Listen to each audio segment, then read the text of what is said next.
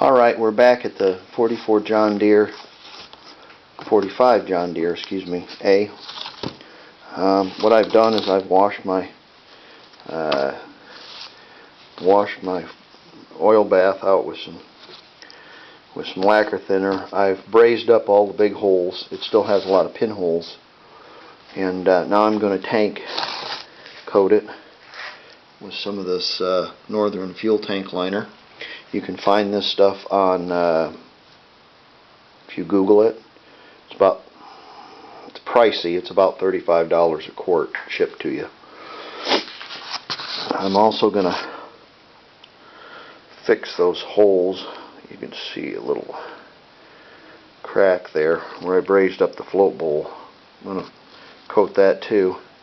And essentially I poured some of that in here, but I'm just going to dauber it around in there like that.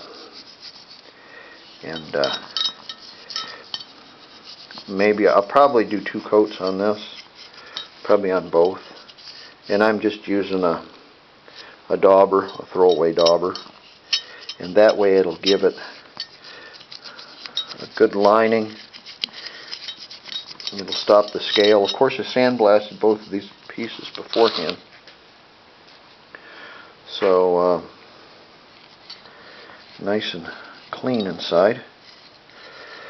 I'm going to let that drip.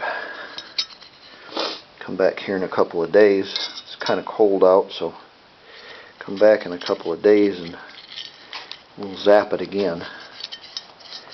In the meantime, let me show you this. This is my air cleaner assembly. I fudged it back on there with some brass. Patched up all the holes with some brass. Again, I don't care what it looks like. It just has to be the original piece and it has to function. And to keep the mud daubers from getting in it, I JB welded a piece of screen on it, and then I wrapped it in tape, just some clear tape.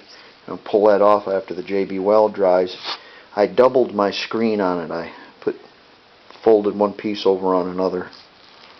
I think I did. Maybe I didn't. I guess I didn't. No, I didn't. What I did is I folded the corners. I folded the edge in 1/4 of an inch on each side so it wouldn't unravel as easy. And put some JB weld on that, and that ought to keep the mud daubers out of there.